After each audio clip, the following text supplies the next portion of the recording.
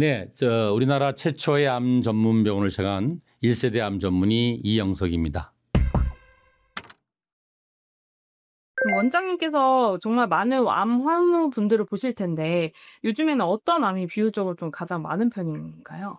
역시 우리나라의 발병률과 유병률이 많은 환자 순서대로 오겠죠. 근데 특히 요즘에 와서는 저희 병원이 조금 이제 중환 환자들이 많이 오세요. 제일 많은 환자들이 이제 췌장암, 간암, 담도암, 식도암 이런 분들 많이 오시고요.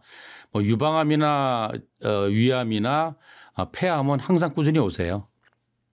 췌장암 말씀하셨는데 췌장암도 많고 또 요즘에 2030 대장암 발병률이 굉장히 높아서 세계 1위라고 하더라고요.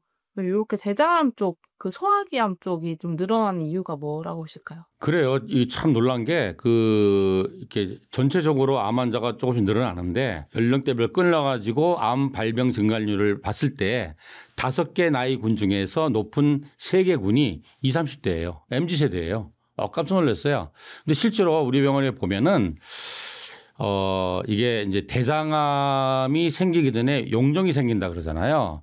그래서 국가 검진에서도 대장암 검진은 54세 이후예요. 근데 그것도 대장 내시경이 아니고 대변에서 피가 있나를 보는 분변 검사예요. 사실 분변 검사는 왜 하는지 모르겠어요. 분변 검사에서 피가 나올 정도면 대장암이 엄청 진행된 거거든요. 그래서 제가 꼭 우리 환자분한테 말씀드리는 게 건강검진할 때 돈 좀 더 내고 꼭 위내시경, 대장내시경, 초음파는 꼭 하세요 이렇게 이야기를 해요.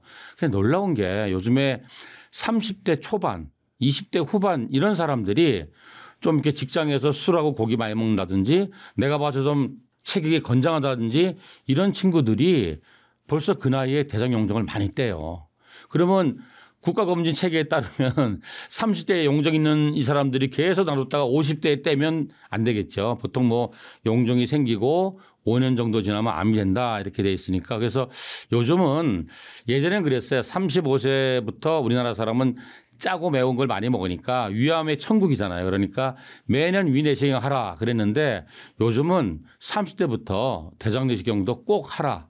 대신 이제 대장내시경은 위처럼 매년 할 필요는 없어요. 왜냐하면 위는 전암병소에서 암으로 될 때 1년 만에도 될 수 있는 진행이 빠른 암이지만 대장암은 거북이암이에요. 그래서 만약에 올해 했는데 꽝이야. 용종이 없어. 그러면 5년마다 정도 하시면 되고 이번에 했더니 용종이 있었어. 그러면 3년마다 하면 대부분 또 나와요. 또 자르고 이렇게 하시고 내가 위험 팩터가 있어. 우리 집안에 대장암 환자가 많다든지 고혈압, 당뇨, 비만이 많다든지 그러면 좀 더 일찍 나이부터 한 1, 2년에 한 번씩은 꼭 하라고 제가 권합니다. 그럼 20, 30대 분들이 이렇게 많아진 이유는? 글쎄요. 그거겠죠. 아이러니한 게 맵고 짜고 자극적인 거 많이 먹으면 위암이 많이 걸려. 위암도 우리나라가 옛날부터 지금까지 일본하고 전 세계 발병 1위, 2위를 다투는 나라예요. 그런데 대장암 시기는 반대거든. 고지방 고칼로리, 즉 육식 위주로 이렇게 먹는 건데 이것도 언젠가부터인가 세계 발병 1위 국가가 됐어요. 그럼 우리는 매운 것도 먹고 고기도 먹고 다 먹는다는 얘기인데 진짜 그런 것 같아요. 그래서 대장암의 발병 원인의 70%는 생활습관이다. 그중에서도 식습관이다. 그래서 결국은 고지방 고칼로리 위주의 서구화된 음식 문화. 이제 거기다가 또 뭐예요? 이제 요즘은 또 가공식품이 아니라 초가공식품 그러잖아요. 음식을 자꾸 장난치는 거야. 자꾸 손을 댈수록 맛은 좋아지지만 전부 다 도구로 바뀌는 거죠. 그래서 고지방 고칼로리에 서구화된 초가공식품. 거기다 또 뭐예요? 막 집어넣잖아요. 첨가물. 거기다 또 뭐예요? 술도 먹잖아요. 이제 그런 게 굉장히 큰 원인이고 또 하나는 생활 습관이 점점 뭐예요? 이제 바쁘니까 앉아서 근무를 많이 하고 운동을 안 하잖아요. 그러다 보니까 비만해지고 이런 것도 이제 원인이 되고 또 하나는 우리나라가 스트레스가 엄청 많은 나라잖아요. 그죠? 남들과 항상 경쟁해야 되고 남들을 비교해야 되고 그러니까 스트레스 받고 그러니까 뭐 하겠어요. 술 먹고 담배 피고 식사도 제대로 못하고 이러한 생활 습관의 변화 때문에 대장암도 드디어 발병 세계 1위 국가가 됐다. 이렇게 말씀드릴 수 있습니다. 그리고 또 하나를 추가하자면은 전 세계에서 국가 건강검진을 한 나라는 우리나라밖에 없잖아요. 검사를 많이 하니까 많이 생기는 거예요. 그리고 또 일찍 직장 생활하는 젊은 나이에 직장인들이 검진을 하니까 대장뿐만 아니라 모든 다른 암도 발견이 많아진다. 지금 말씀하신 것처럼 암이 전이 되는 게 가장 무서운 그렇죠. 상태인 것 같은데 이렇게 암이 전이 될 때 좀 공통적으로 몸에 나타나는 증상들이 있을까요? 제가 항상 환자들한테 이야기해요. 환자들이 잘못 알고 있는 의학상식, 거꾸로 알고 있는 의학상식 중 하나가 뭐냐면 병에 걸리면 증상이 나타나서 내가 알아차릴 거라는 착각이에요. 그래서 내가 지금 아픈 것도 없고 밥도 잘 먹고 운동도 잘하니까 나는 병이 없어. 이건 바보예요, 바보. 그죠? 왜냐하면 우리 병원 전부 암 환자잖아요. 대부분이 진행된 암 환자들이 많아요. 대부분 그래요. 자기는 아무 증상이 없었어. 아무 증상이 없었어. 나는 병원에 간 적도 없어. 근데 우연히 건강검진하니까 자궁암이래. 무슨 폐암이래. 담배도 안 폈는데 이런 얘기를 해요. 그래서 내가 환자들한테 이런 얘기해요. 보세요. 그럼 이제 한번 암이 걸려서 수술하거나 항암한 사람은 항상 그게 걱정이에요. 안전하거나 걱정이에요. 야, 내가 이게 재발하면 어떡하지? 아니면 뭐 뼈나 폐나 뇌나 간에서 내가 뭐 어떡하지? 그런 사람 많은데 그래서 내가 그랬어요. 걱정하지 마세요. 그리고 이제 항상 그래요. 원장님 제가 사실은 말씀을 안 드렸는데 한 2주 전부터 머리가 아파요. 이게 뇌전이 갔는데 원장님 우리 가족한테 말하지 마세요. 그래서 제가 타이레놀 먹어요. 무슨 뇌전이야. 이거 뇌전이 아니에요? 뭐 허리가 아프면 뼈전이. 그냥 그랬지. 환자분이 처음 뭐 폐암 진단 받을 때 피 안 토했잖아요. 기침 안 했잖아요. 우연히 발견했잖아요.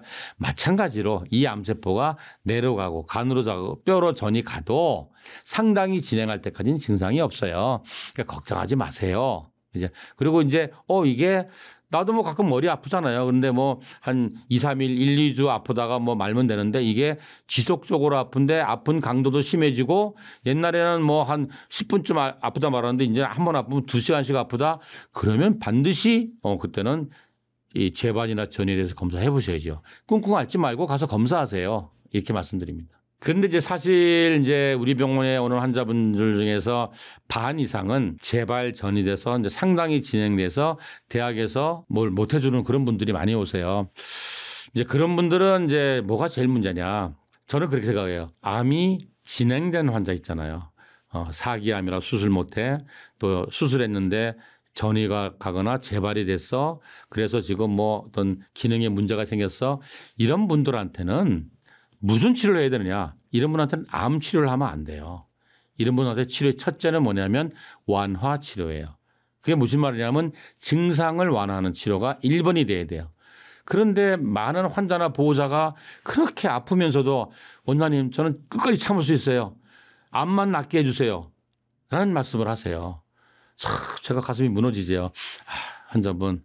그 마음 알겠는데 일단 당신 몸이 좋아져야 암하고 싸우지 이래갖고 무슨 암과 싸웁니까? 라고 이야기를 하는데 많은 환자들이 그렇게 생각을 안 해요. 그래서 제 생각에는 진행된 암 환자한테 여러 가지 증상이 나타나죠. 물론 암마다 다를 테고 전이가 되면 전이가 된 부위마다 다를 텐데 첫 번째가 저는 통증이라고 봐요. 암성 통증. 이제 암 환자가 아파지거든요. 암 때문에. 그런데 문제는 환자나 보호자가 이거를 암성 통증이라고 인정을 안 하려고 그래요. 왜냐하면은 아무 문제 없이 사회생활하다가 느닷없이 암이란 진단을 받은 것도 억울해 죽겠는데 야 이제는 암 때문에 내가 통증이 왔대? 나 이제 끝난 거야? 아니야. 이거는 내가 원래부터 옛날부터 가끔 여기 옆구리 결류가 아팠어. 그래서 그런가. 배가 아픈 건 내가 지금 그저께 뭔가 뭘 잘못 욕심내서 많이 먹고 잘못 먹어서 일시적인 거지 암 때문에 통증이 온 건 아직 나는 아니야라고 이야기를 하세요. 그리고 두 번째는 뭐냐면 그걸 물어봐요. 암성 통증은 어떤 거예요? 라고 물어봐요. 그러면 내가 뭐라고 답하냐면 통증이 뭔지를 물어보는 사람은 아직 통증이 아니에요. 통증이 걸린 사람은 이게 통증이구나라고 바로 알게 돼요. 그래서 그 환자분은 아직까지 통증이 아니고 마음 놓으세요 이렇게 말을 해요. 그다음에 아프면 이제 통증 조절을 해야 되잖아요. 통증 조절이 결국 진통제를 쓰는 거예요. 그리고 통증 조절을 아주 과학적으로 잘해야 되거든요. 근데 환자나 보호자 그래요. 엄마 좀 참아봐. 이 진통제 몸이 얼마나 아픈데 마약이래 마약. 이거 엄마 몸 망가지고 그다음에 나중에 내선 생겨서 이제 안 들어. 어쩔 거야. 그래서 막 환자를 약을 못 먹게 해요. 그러면 환자는 하루하루 쓰러져 가는 게 눈으로 보여요. 그래서 내가 막 설득을 해요. 환자분, 나를 믿고, 나 믿죠? 나를 믿고 내가 하라는 대로 한번 해보세요. 딱 하면은 그 다음날 빵꾸 없고 정상인이 돼서 나타나요.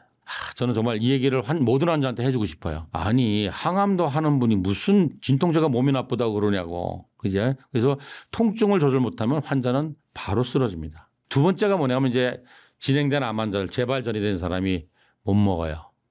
먹을 수가 없어. 왜 우리 내가 항상 예를 드는 게 우리 멍멍이들, 강아지들, 얘는 진짜 먹으려고 사는 애들이잖아요. 환장하잖아. 뭐 고기 이런 거 주면. 근데 얘들이 아프잖아요. 정말 고기를 구워서 입에 갖다 줘도 안 먹어요. 그때 강아지 먹이면 죽어요. 근데 지가 이렇게 치료가 되면서 회복이 되면서 몸이 좋아지면 예전처럼 또 막 먹는 거예요. 그래서 아니 오죽하면 못 먹겠어요. 근데 환자나 보호자가 계속 보양식 해오는 거야. 아들이 해오고 며느리가 해오고 딸이 해오고 막 해오는 거야. 근데 환자분은 그거 먹으면 통증이 오고 토해요. 지금 최근에 오는 분은 뭐냐면 췌장암인데 췌장이 종양이 12장을 누르고 있어가지고 음식만 먹으면 소화액이 나와서 출혈을 해요. 그래서 지금 거의 한 달째 완전히 금식을 하는데 그 전에 이 보호자들이 이제 온갖 좋다는 거 다 갖다 준 거예요. 그럼 엄마는 뭐예요? 계속 출혈해갖고 이제 큰일 나는 거죠. 그래서 제가 하는 말이 음식을 먹긴 먹어야 되는데 음식을 못 먹는 이유를 따져야 된다. 첫 번째, 항암을 해서 미식기라고 토할 것 같아서 못 먹는지. 이건 배멀미하는 사람이잖아요. 두 번째, 입맛이 뚝 떨어져서 아니면 뭐 항암을 했더니 모든 음식을 먹으면 다 써서 못 먹는 건지. 세 번째는 문제가 장폐색이에요. 지금 오늘도 장폐색 된 분이 두 분이 저희 병원에 왔는데 이분들이 막 음식은 땡겨요. 근데 닭발 5개 먹고 밤새도록 토한 거예요. 일단은 왜 못 먹는지를 알아야 돼요. 그죠? 식욕이 없는지 미식거리인지 장폐색이 왔는지 해가지고 못 먹는 사람한테 먹이면 안 돼요. 왜냐면은 그걸 먹어서 흡수가 안 되잖아요. 영양분을 안 가잖아요. 그래서 그 사람이 그 환자분이 먹을 수 있는 음식을 먹을 만큼만 먹어야 돼요. 근데 이런 와중에서도 식이요법 한다고 엄마 이건 안 돼. 이거 고기 먹으면 안 된대. 암 환자는 뭐 이러면 안 되고 그때는 뭐든지 입에 땡기는 거를 입에 땡기고 먹어서 탈이 안 나는 거를 조금씩 먹어야 돼요. 그래서 내가 그래요. 집에서 만들어서 먹이면 둘이 싸워요. 이만큼 끓였는데 2숟갈 먹고 버리니까 차라리 푸드코트 가서 엄마 먹고 싶다는 거 조금 사서 그날 드리세요. 어차피 많이 못 먹어요. 그리고 어떻게 먹어야 돼요? 혈관으로 먹어야 돼요. 왜냐하면 우리는 입으로 먹고 씹어서 다 위에서 녹여서 췌장에서 한 번 더 확인 사설해서 피로 흡수가 되는데 이게 일도 아니잖아요. 저절로 되잖아.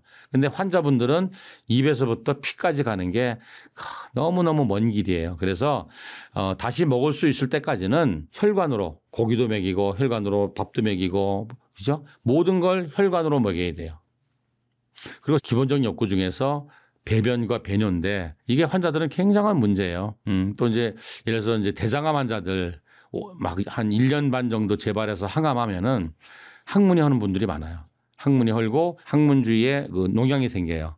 그런 분도 있고 또 우리 병원에 지금 얼마 전부터 온 분은 직장암인데 직장이 막혀서 그 직장에다가 스텐트를 넣어서 스프링 같은 걸 넣어서 통과를 시켜놨어요. 그러니까 이분들은 먹는 게 고통인 거예요. 먹어서 음식이 항문을 통과할 때가 이게 완전 자지러지는 고통인 거예요. 아예 뭐 먹는 걸 두려워하죠. 그래서 이런 배변 문제, 설사를 하는 문제 아니면 변비가 심한 문제, 또 소변을 못 보는 문제, 이런 문제, 또 잠을 못 자는 문제, 또 문제 중에 하나가 진짜 문제는 복수나 흉수.